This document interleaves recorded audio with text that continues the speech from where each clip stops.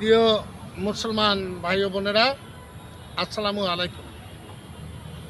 আমি জানি আপনারা সকলে অবগত আছেন, আজ 10ই মহরম, যেটাকে আশুরা বলেন আপনারা। এই আশুরার দিনে সকল মানুষের করণীয় ছিল শোক তাপ। সকলের শোকের ছায়া নেমে আসছিল।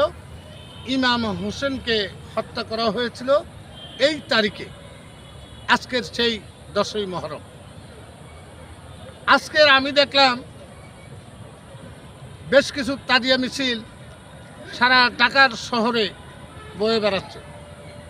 যারা হোসেনকে ভালোবাসে তারাই আজকের আশুরা পালন করে, যারা ইমাম বংশকে ভালোবাসে তারাই আশুরা পছন্দ করে, আশুরা করে, তারাই তাজিয়া মিছিলে অংশগ্রহণ করে।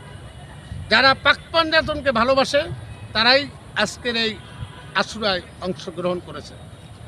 আমি মনে করি মহরম মাস শোকের মাস, আর এই মহরম মাস গুরুত্বপূর্ণ একটা ফজিলতের মাস। এই মাসে ইমাম হোসেনকে হত্যা করা হয়েছিল কারবালার প্রান্তে। আজকের সেই দিনটা খুব দুঃখ বেদনা মর্মাহত এবং শোকের ছায়া নেমে আসছিল সারা বিশ্বে।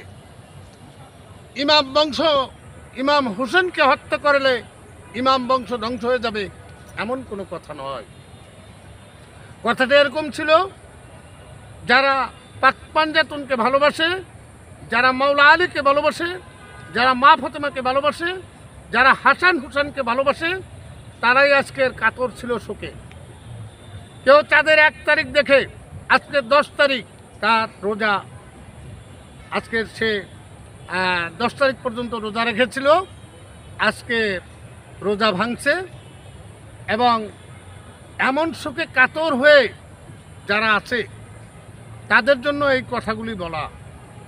আর যারা আপনারা বুঝেন নাই আশুরা কি, যারা বোঝেন নাই কারবালার প্রান্তে কি হয়েছিল, শুধুমাত্র নামদারি মুসলমান যারা ইমাম হোসেনকে হত্যা করেছিল তারাও নামাজে অংশগ্রহণ করছে বাদ আসর, সেখানে 6 লক্ষ মুসলমান হয়। তাইলে আপনাদের কাছে ছেড়ে দিলাম আমি এই কথার ভারগুলি, তারাও কেমন ধরনের মুসলমান আজও ছড়াই ছিটে সারা বিশ্বে আছে। সেই ইয়েজিদি মুসলমান, ওয়াহাবি মুসলমান, খারিজি মুসলমান, কওমি মুসলমান। সাবধান আমার প্রিয় মুসলমান ভাই ও বোনেরা এবং তরিকাতের সকল গুরুত্বপূর্ণ লোকজনকে বলছি, আমার প্রিয় ভজন, আস্থা রাখবেন এই দেশের প্রতি, আস্থা রাখবেন আপনারা ইমাম হোসেনের প্রতি, মাওলা আলীর প্রতি, পাক পাঞ্জাতনের প্রতি, তাইলেই আপনারা হবেন ইমানদার। এই জন্য আজকের এই আশুরা সম্পর্কে আপনাদেরকে মাত্র 2-1টা কথা বললাম।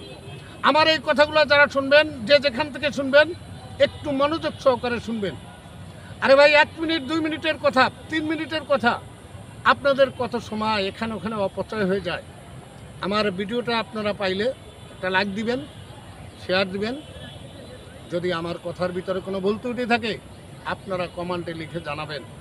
এই বলে এখানেই রাখছি। আল্লাহ হাফেজ।